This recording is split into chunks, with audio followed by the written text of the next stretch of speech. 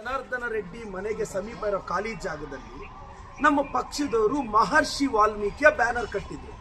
ಯಾಕೆ ವಾಲ್ಮೀಕಿ ಅವರು ಬ್ಯಾನರ್ ಕಟ್ಟಬಾರ್ದ? ವಾಲ್ಮೀಕಿ ಅವರು ಎಲ್ಲರ ಆಸ್ತಿ ತಾನೆ, ಬರೀ ಕಾಂಗ್ರೆಸ್ ಅವರ ಆಸ್ತಿ ಅಲ್ಲ ತಾನೆ. ಕಟ್ಟಿದ್ರೆ ಸರ್ ಇದೆಲ್ಲ ಗೊತ್ತಿರಬೇಕು. ಮಧ್ಯಾಹ್ನ 2 ರಿಂದ 3 ಗಂಟೆ ಸಮೀಪದಲ್ಲಿ ರೆಡ್ಡಿಯ ಬೆಂಬಲಿಗರು ಗನ್ಮ್ಯಾನ್ಗಳು ಬ್ಯಾನರ್ಗಳನ್ನ ಹರಿದಾಕ್ತಾರೆ. ಮಧ್ಯಾಹ್ನ ಯಾವಾಗ ಬ್ಯಾನರ್ ಹರಿದಾಕ್ತಾರೋ ಸಂಜೆ ಮತ್ತೆ ನಮ್ಮ ಕಾರ್ಯಕರ್ತರು ಬ್ಯಾನರ್ ಕಟ್ಟಕ್ಕೆ ಹೋಗ್ತಾರೆ. ಕಟ್ಟಕ್ಕೆ ಹೋದಾಗ ಶ್ರೀರಾಮುಲು ಅವರು ಸೇರಿ ಅವರ ಬೆಂಬಲಿಗರು ಬ್ಯಾನರ್ ಹರಿದಾಕಿದಾಗ ಇನ್ಸಿಡೆಂಟ್ ಸ್ಟಾರ್ಟ್ ಆಯಿತು ಅಂತ ಹೇಳ್ತಾರೆ. ಇವತ್ತು ಸೋಮಣ್ಣ ಸಾಹೇಬ್ರು ಹೇಳ್ತಾರೆ, ಭರತ್ ರೆಡ್ಡಿ ಅವರ ಭಾಷೆ ಬಗ್ಗೆ ಮಾತಾಡ್ತೀರಾ. ಏನ್ ಸರ್, ಬಿಜೆಪಿಯಲ್ಲಿ ನೀವೇನು ಭಾಷಾ ಪಂಡಿತರು ವಿದ್ವಾಂಸರಿದ್ದೀರಾ? ಅಲ್ಲ ಸರ್, ರಾಜಶೇಖರ್ ಅಂತಕ್ಕಂಥ ನಮ್ಮ ಪಕ್ಷದ ಕಾರ್ಯಕರ್ತ, ನಿಷ್ಠಾವಂತ ಕಾರ್ಯಕರ್ತ ತೀರ್ಕೊಂಡ್ರೆ MLA ನೋವಾಗುತ್ತೆ. ನೋವಲ್ಲಿ ಮಾತಾಡಿದ್ದಾರೆ. ನೀವು ಅದನ್ನ ಹೆಂಗಂದ್ರೆ ಹೆಂಗ್ ಮಾತಾಡಿದ್ರೆ ಸೋಮಣ್ಣ ಸಾಹೇಬರಿಗೆ ಪ್ರಿಯಕೃಷ್ಣ ಅವ್ರನ್ನ ಕಂಡ್ರೆ ಆಗಲ್ಲ, ಅವ್ರಿಗೂ ತೊಂದರೆ ಮಾಡ್ತಾರೆ. ಈಗ ಭರತ್ ರೆಡ್ಡಿ ಬಳ್ಳಾರಿಗೆ ಹೋಗಿ ಅಲ್ಲೋಗಿ ಪ್ರೆಸ್ ಮೀಟ್ ಮಾಡ್ತಾರೆ.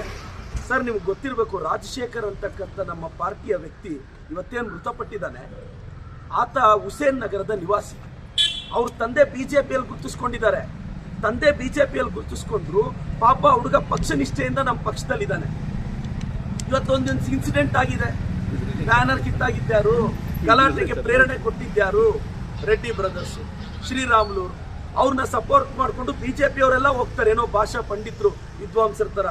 ಸೋಮಣ್ಣ ಸಾಹೇಬ್ರೆ, ವಯಸ್ಸು ಆಗ್ತಾ ಬುದ್ಧಿ ಹೆಚ್ಚಾಗಬೇಕೇ ವಿನಃ ಬುದ್ಧಿಮಾಂದ್ಯತೆ ಹೆಚ್ಚಾಗಬಾರ್ದು ಸರ್. ಆಲ್ರೆಡಿ ಬೆಂಕಿ ಹತ್ಕೊಂಡಿದೆ ಬಳ್ಳಾರಿ.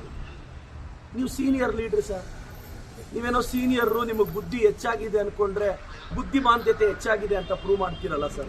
ಇನ್ನು ಅಶೋಕಣ್ಣನಿಗೆ ಅದ್ಯಾರ ಅಡ್ವೈಸರ್ಗಳಿದಾರೋ ಏನೋ. ಅಶೋಕಣ್ಣ ರೆಡ್ಡಿ ಅವ್ರನ್ನ ಆಚೆ ಹಾಕಿದ್ ನೀವೇ ತಾನೆ, ಅವ್ರನ್ನ ವಿರೋಧಿಸಿದ್ ನೀವೇ ತಾನೆ. ಶ್ರೀರಾಮುಲು ಅವರು ರೆಡ್ಡಿ ಅವರು ಅಷ್ಟು ಕಿತ್ತಾಡ್ತಿದ್ರು. ಅದು ಯಾವಾಗ ಸ್ನೇಹಿತರಾದ್ರೋ, ಯಾವಾಗ ಒಂದಾದ್ರೋ ನಮ್ಗೆ ಯಾವುದು ಗೊತ್ತಿಲ್ಲ. ನೋಡಿ, ಭರತ್ ರೆಡ್ಡಿ ಅವರು ಒಳ್ಳೆ ಕೆಲಸ ಮಾಡ್ತಿದ್ದಾರೆ. ಆ ಘಟನೆ ಏನಾಗಿದೆ ಅಂತ ಪೊಲೀಸ್ ಇನ್ವೆಸ್ಟಿಗೇಷನ್ ಇಂದ ಗೊತ್ತಾಗಿದೆ.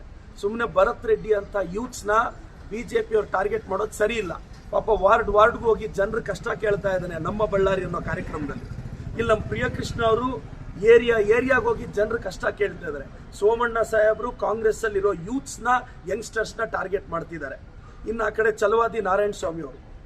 ಸರ್ ನೀವು ಬಳ್ಳಾರಿ ಬಸ್ಸಲ್ಲಿ ಹತ್ಬೇಕಾಗಿರೋದು 171A ನಿಮಾನ್ಸ್ ಬಸ್ ಹತ್ಬೇಕಾಗಿರೋದು. ನೀವು ಮಾನಸಿಕ ಸ್ಥೀಮಿತ ಕಳ್ಕೊಂಡು ಛಲವಾದಿ ನಾರಾಯಣ ಸ್ವಾಮಿ ಅವರು ಎಷ್ಟೋ ದಿನ ಆಯ್ತು. ಪಾಪ ವಿಜೇಂದ್ರ ಅವ್ರು ಎಲ್ಲಿ ಕಳೆದೋಗಿದಾರೋ ಗೊತ್ತಿಲ್ಲ. ಯಾಕೆಂದ್ರೆ ಸೋಮಣ್ಣ ಅವರು ಚೇರ್ ಹೇಳ್ಕೊಳಕ್ ಬ್ಯುಸಿ ಆಗೋಗಿದ್ದಾರೆ. ಈ ಬಿಜೆಪಿ ಅವ್ರಿಗೆ ಮಾನ ಮರ್ಯಾದೆ ಇದ್ರೆ ಅಶೋಕಣ್ಣ ಹೇಳ್ತಾರೆ ನಮ್ಮ ಮುಖ್ಯಮಂತ್ರಿಗಳ ಬಗ್ಗೆ, ಉಪಮುಖ್ಯಮಂತ್ರಿಗಳ ಬಗ್ಗೆ, ಅಣ್ಣ ನಿಮಗ್ ಮಾನ ಮರ್ಯಾದೆ ಇದ್ರೆ ಬಾಯಿ ಮುಚ್ಕೊಂಡಿರಿ. ಪೊಲೀಸ್ ಇನ್ವೆಸ್ಟಿಗೇಷನ್ ಅಲ್ಲಿ ಏನಾಗಿದೆ ಅಂತ ಗೊತ್ತಾಗುತ್ತೆ. ನಾನು ಮತ್ತೊಮ್ಮೆ ಬಿಜೆಪಿ ಅವ್ರಿಗೆ ಹೇಳ್ತೀನಿ, ರಾಜ್ಯದ ಜನತೆಗೆ ಹೇಳ್ತೀನಿ, ಬಳ್ಳಾರಿಯ ಗಲಭೆಗೆ ಕಾರಣನೇ ಬಿಜೆಪಿ ಅವರು ಕೊಟ್ಟ ಕುಮ್ಮಕ್ಕು. ಫಸ್ಟ್ ಬ್ಯಾನರ್ ಹರಿದಾಕಿದ್ದ ಅವರು. ಇದು CC ಕ್ಯಾಮ್ರಾ ಅಲ್ಲಿದೆ. ಗಲಾಟೆ ಸ್ಟಾರ್ಟ್ ಮಾಡಕ್ ಕಾರಣ ಅವರು. ಶ್ರೀರಾಮುಲು ಅವರು ಸಹ ಬಂದು ಬ್ಯಾನರ್ ಹರಿದಾಕಿದ್ರು ಅಂತ ಸ್ಥಳೀಯರು ಹೇಳ್ತಾರೆ. ನಮ್ಮ ಪಕ್ಷದ ರಾಜಶೇಖರ್ ಸತ್ತೋಗೋದಕ್ಕೆ ಬಿಜೆಪಿ ಅವರೇ ಕಾರಣ, ಬಿಜೆಪಿ ಅವರು ಕೊಟ್ಟ ಕುಮ್ಮಕ್ಕೆ ಕಾರಣ. ಇಂಥ ಬಿಜೆಪಿಯನ್ನ ಬಳ್ಳಾರಿಯಿಂದ ಓಡಿಸಿದೀವಿ. ಯಾಕೆ ಒಂದು 26 ವರ್ಷದ ಹುಡುಗ ಬಂದು ರೆಡ್ಡಿ ಸಾಮ್ರಾಜ್ಯನ ಒಡೆದ ಅಂತ ಒತ್ತೆ ಕಿಚ್ಚ ನಿಮಗೆ? ಬಳ್ಳಾರಿ ರಿಪಬ್ಲಿಕ್ನ ಡೆಮೋಕ್ರಸಿ ಮಾಡಿದ್ವಲ್ಲ ಕಾಂಗ್ರೆಸ್ ಅವ್ರು ಹೋಗಿ. ನಾವೊಂದು ಪಾದಯಾತ್ರೆಗೆ ರಿಪಬ್ಲಿಕ್ ಹೋಗಿ ಡೆಮೋಕ್ರಸಿ ಆಯ್ತು. ಮತ್ತೆ ಬಿಜೆಪಿ ಅವ್ರಿಗೆ ಹೇಳ್ತೀನಿ, ಯುವಕರನ್ನ ದಯವಿಟ್ಟು ಕಾಂಗ್ರೆಸ್ ಪಕ್ಷದಲ್ಲಿರೋ ಯುವಕರನ್ನ ಕೆಣಕಬೇಡಿ. ಅದು ಪ್ರಿಯಕೃಷ್ಣ ಆಗ್ಬೋದು, ಭರತ್ ರೆಡ್ಡಿ ಆಗ್ಬೋದು, ಮತ್ತೊಬ್ರು ಆಗ್ಬೋದು. ನೀವು ವಿನಾಕಾರಣ ಟಾರ್ಗೆಟ್ ಮಾಡಿದ್ರೆ ಸರಿ ಇರಲ್ಲ ಅಂತ ನಾನು ಹೇಳಕ್ ಬಯಸ್ತೀನಿ. ಇನ್ವೆಸ್ಟಿಗೇಷನ್ ನಡೀತಾ ಇದೆ ಟ್ರಾನ್ಸ್ಪರೆಂಟ್ ಆಗಿ. ಈಗ ಆಲ್ರೆಡಿ ಕೆಲವ್ರನ್ನ ಅರೆಸ್ಟ್ ಮಾಡಿದ್ದಾರೆ. ಸತ್ಯಾಸತ್ಯತೆ ಫೋರೆನ್ಸಿಕ್ ರಿಪೋರ್ಟ್ ತಾನೇ ಹೇಳ್ಬೇಕು. ಅಶೋಕಣ್ಣ ಏನ್ ಫೋರೆನ್ಸಿಕ್ ಹೆಡ್ಡ?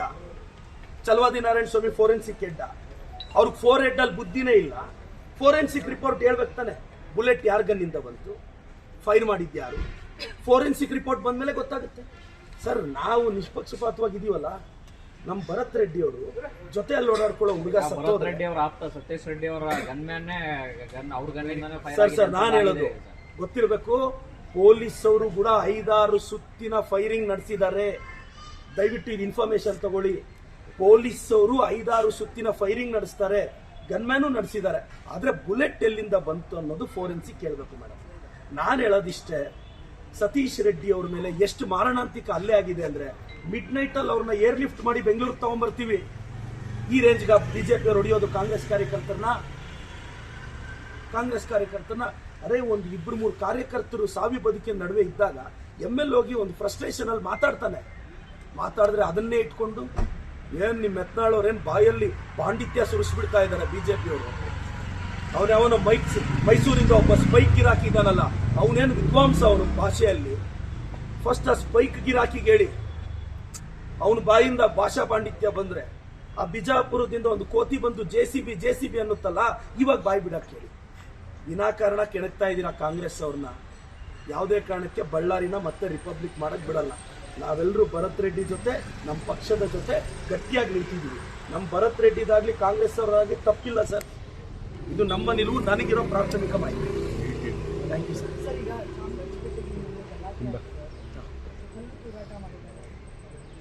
ಮೇಡಮ್, ಅದು ನನಗೆ ಸ್ವಲ್ಪ ಮಾಹಿತಿ ಕೊರತೆ ಇದೆ, ತಿಳ್ಕೊಂಡ್ರಿ ಯಾಕೆ. Thank you madam.